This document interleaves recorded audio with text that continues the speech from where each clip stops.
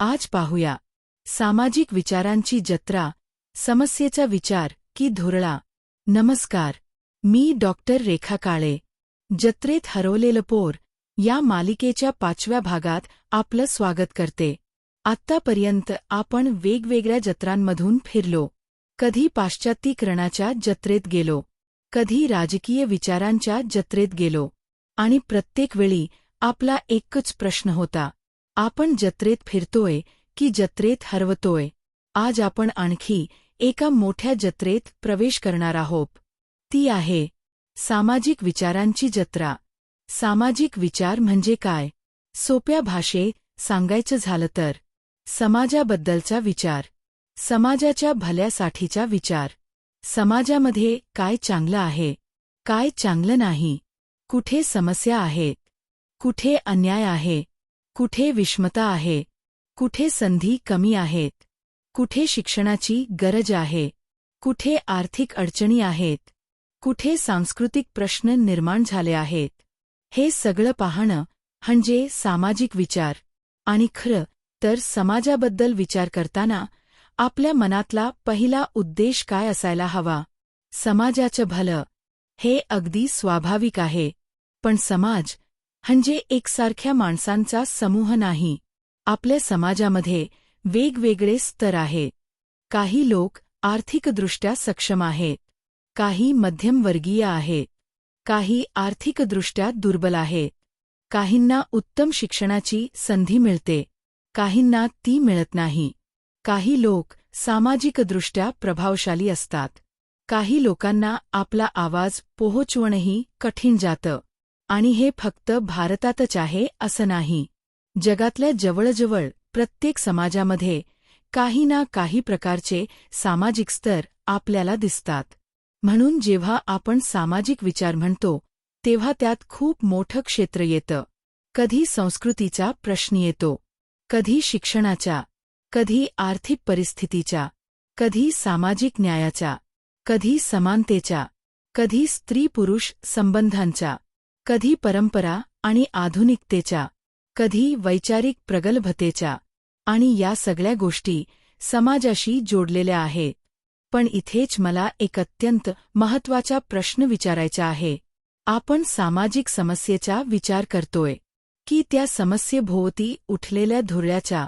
कारण या दोन्ही गोष्टी एक नाहीत. त्यांच्यामध्ये प्रचंड फरक आहे. जमीनासमानाचं अंतर आहे. समजा एखादी सामाजिक समस्या प्रत्यक्षात आहे. ती खरी आहे. लोकांना त्रास होतो आहे, अन्याय झाला आहे, कुठेतरी संधींची कमतरता आहे, कुठेतरी शिक्षणाची समस्या आहे, कुठेतरी आर्थिक विषमता आहे, कुठेतरी सामाजिक भेदभाव आहे. तर त्या समस्येकडे दुर्लक्ष करायचं का? नाही, मुळीच नाही. समस्या आहे तर ती समजून घेतली पाहिजे. तिची कारणं शोधली पाहिजेत. तिचा परिणाम समजून घेतला पाहिजे आणि त्यावर उपाय शोधले पाहिजेत. हा झाला विचार. पण त्याच समस्येभोवती जर कुणी भावनिक घोषणा सुरू केल्या, कुणी अर्धसत्य सांगायला सुरुवात केली, कुणी एका घटनेला संपूर्ण समाजाचं चित्र म्हणून दाखवलं, कुणी लोकांच्या भीतीचा फायदा घेतला, कुणी लोकांच्या रागाला दिशा दिली, कुणी स्वतःच्या राजकीय, सामाजिक किंवा आर्थिक स्वार्थ साधण्यासाठी त्या प्रश्नाचा वापर केला, तर काय होतं? धुरळा निर्माण होतो. आणि मग सामान्य माणसाला मूळ समस्या दिसेनाशी होते. हे अगदी जत्रेतल्या धुळीसारखं आहे. जत्रेत गर्दी आहे, लोक आहेत, दुकानं आहेत, आवाज आहे, आकर्षणं आहेत. आणि अचानक कुठेतरी धुरळा उडतो. धुरळा इतका असतो की आपल्या डोळ्यांसमोरचं दुकानही दिसत नाही. समोरचा माणूस कोण आहे हेही दिसत नाही. आपण कुठे उभे आहोत हेही समजत नाही. आणि मग आपण काय करतो? आपण दिसत नाही तरी धावत राहतो. सामाजिक प्रश्नांच्या बाबतीतही हेच घडू शकतं. समस्या असणं वेगळं, समस्येचा विचार करणं वेगळं, आणि समस्येभोवती धुरळा उडवणं वेगळं. हे तीनही एकच नाहीत. पण अनेकदा आपण त्यांना एकच समजतो.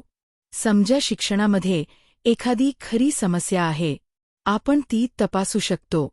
किती मुलांना शिक्षण मिळत नाही? का मिळत नाही? गुणवत्तेची समस्या कुठे आहे? शिक्षणाच्या पद्धतीत काय बदल आवश्यक आहेत? शिक्षणानंतर रोजगाराच्या संधी काय आहेत? हे प्रश्न विचारणे म्हणजे शैक्षणिक विचार. पण त्याच प्रश्नावर भावनिक घोषणांचा पाऊस पाडून, आकडे न तपासता, कारणं न समजून घेता, कोणाला तरी दोष देऊन लोकांना भडकवणं सुरू झालं तर तो धुरळा असू शकतो. आर्थिक प्रश्नांकडे पाहूया. गरिबी आहे. आर्थिक विषमता आहे. संधींची विषमता आहे. काही लोकांकडे प्रचंड पैसा आहे. काही लोकांना 2 वेळच्या जेवणाचीही चिंता आहे. हा वास्तविक प्रश्न आहे. त्याचा अभ्यास झाला पाहिजे. त्यावर उपाय शोधले पाहिजेत. पण जर या प्रश्नाचा वापर करून लोकांमध्ये फक्त द्वेष निर्माण केला गेला, कुणीतरी स्वतःचा स्वार्थ साधण्यासाठी लोकांना एका गटाविरुद्ध उभं केलं, कुणी वास्तवापेक्षा भावनेला महत्त्व दिलं, तर पुन्हा प्रश्न उभा राहतो, आपण आर्थिक प्रश्न समजतोय की आर्थिक धुरळ्यात धावत आहोत? संस्कृतीचंही तसंच. आपली संस्कृती जपली पाहिजे का? नक्कीच. पण संस्कृती म्हणजे काय? परंपरा कोणती? परंपरेतलं काय जपायचं? काय बदलायचं? काय सोडायचं? काय नव्याने स्वीकारायचं? हे विचारणं म्हणजे सांस्कृतिक विचार. पण संस्कृतीच्या नावाने लोकांच्या भावना भडकवणं, कुणाला आपला आणि कुणाला परका ठरवणं, अर्धवट माहितीवर मोठमोठे निष्कर्ष काढणं आणि त्यातून स्वतःचा स्वार्थ साधणं, हा सांस्कृतिक विचार नाही. तो कदाचित सांस्कृतिक धुरळा असू शकतो. म्हणून मला वाटतं सामाजिक विचारांच्या या जत्रेत फिरताना आपल्याला एक फार साधी पण अत्यंत महत्त्वाची सवय लावून घ्यावी लागेल. जेव्हा कुणी आपल्यासमोर एखादा सामाजिक प्रश्न मांडतो, तेव्हा लगेच त्याच्या मागे धावायचं नाही. सर्वप्रथम विचारायचं, मूळ समस्या काय आहे? मग या समस्येचा पुरावा काय आहे? मग याची कारणं काय आहे? मग याचा फायदा कोणाला होतो? आणि सगळ्यात महत्त्वाचं, या समस्येभोवती कोण धुरळा उडवत आहे? कारण काही वेळा समस्या खरी असते, पण तिच्यावर दिलेलं उत्तर चुकीचं असू शकतं. काही वेळा समस्या खरी असते, पण तिचं प्रमाण अतिशयोक्तीने सांगितलं जातं. काही वेळा समस्या खरी असते, पण तिच्या नावाखाली कोणीतरी स्वतःचा फायदा करून घेत असतो. आणि काही वेळा समस्या फार छोटी असते, पण तिच्या भोवती इतका धुरळा उडवला जातो की ती जगातली सर्वात मोठी समस्या आहे असं वाटायला लागतं. मग या सगळ्यात जत्रेत हरवलेलं पोर कोण? ते म्हणजे जे स्वतः प्रश्न विचारत नाही, जे कोणीतरी सांगितलं म्हणून मानतं, जे घोषणा ऐकून निष्कर्ष काढतं, जे सोशल मीडियावरचा संदेश वाचून सत्य मानतं, जे एका बाजूची गोष्ट ऐकून दुसरी बाजू ऐकायलाच तयार होत नाही. आणि सगळ्यात महत्त्वाचं, ज्याला धुरळा आणि सत्य यांच्यातला फरक कळत नाही. पण इथे एक गोष्ट मला स्पष्ट करायची आहे. धुरळा आहे म्हणून समस्या नाही असं म्हणायचं नाही. हा फार मोठा गैरसमज होऊ शकतो. धुरळा ओळखणं म्हणजे समस्या नाकारणं नव्हे. उलट, समस्या अधिक स्पष्टपणे दिसावी म्हणून धुरळा बाजूला करणं, ही विचाराची पहिली पायरी आहे. जर एखाद्या घरात धूर भरला असेल तर आपण असं म्हणत नाही की धूर आहे म्हणजे घरात काहीच समस्या नाही. आपण आधी धूर बाजूला करतो आणि मग पाहतो, आगीचं खरं कारण काय आहे. सामाजिक समस्यांमध्येही हेच करायचं आहे. म्हणून सामाजिक विचारांच्या या जत्रेत आपल्याला 3 गोष्टी कायम लक्षात ठेवायच्या आहेत. पहिली, समस्या. ती खरी आहे का? तिचं स्वरूप काय आहे हे समजून घ्या. दुसरी, विचार. त्या समस्येकडे शांतपणे, अनेक बाजूंनी आणि शक्य तितक्या वस्तुनिष्ठपणे पहा. तिसरी, धुरळा. कोणीतरी त्या समस्येभोवती आपल्या स्वार्थासाठी उडवलेली धूळफेक तर नाही ना, हे तपासा. आणि मगच आपली भूमिका ठरवा. कारण विचार करणारा माणूस प्रश्न विचारतो.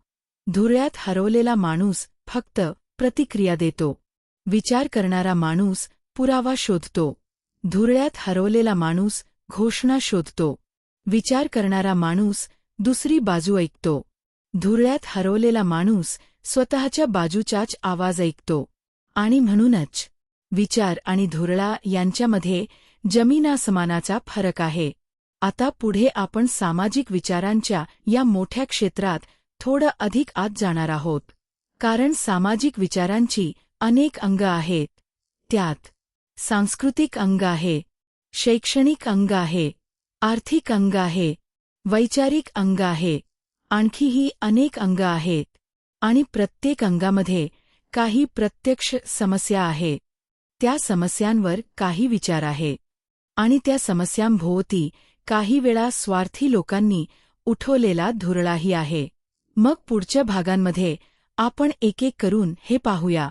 सांस्कृतिक प्रश्न किती खरे आणि सांस्कृतिक धुरळा किती. शैक्षणिक प्रश्न किती खरे आणि शैक्षणिक धुरळा किती. आर्थिक प्रश्न किती खरे आणि आर्थिक धुरळा किती. वैचारिक प्रश्न किती खरे आणि त्याभोवतीचा धुरळा किती. हे शोधणं म्हणजे कोणत्याही एका बाजूला उभं राहणं नाही. हे म्हणजे धुरळा बाजूला करून प्रश्नाकडे पाहण्याचा प्रयत्न. आणि म्हणूनच आजच्या भागाचा शेवट मी एका छोट्याशा प्रश्नाने करते. पुढच्या वेळी तुमच्यासमोर एखादा मोठा सामाजिक प्रश्न उभा राहिला आणि त्याभोवती खूप आवाज झाला, खूप घोषणा झाल्या, खूप लोक रागावले, खूप लोक भावनिक झाले, तर लगेच कोणाच्या मागे धावू नका. फक्त क्षणभर थांबा आणि स्वतःला विचारा, माझ्यासमोर समस्या आहे की समस्येभोवती उठवलेला धुरळा. कारण समस्या समजून घेणं म्हणजे विचार, समस्येभोवती धुरळा उडवणं म्हणजे धूळफेक, आणि त्या धुरळ्यात स्वतःला विसरून धावत राहणं म्हणजे जत्रेत हरवलेलं पोर होणं. मी डॉक्टर रेखा काळे. मला जे विचार स्पष्टपणे तुमच्या समोर आणावेसे वाटले ते मांडले. आवडले असतील तर लाईक, शेअर आणि सबस्क्राईब नक्की करा. बेल आयकन पण दाबा म्हणजे पुढच्या व्हिडिओही तुम्हाला सहज मिळतील. पुन्हा भेटूया पुढच्या भागात. तोपर्यंत जत्रेत फिरा, सगळं पहा, सगळं ऐका, प्रश्न विचारा, पण धुरळ्यात हरवू नका.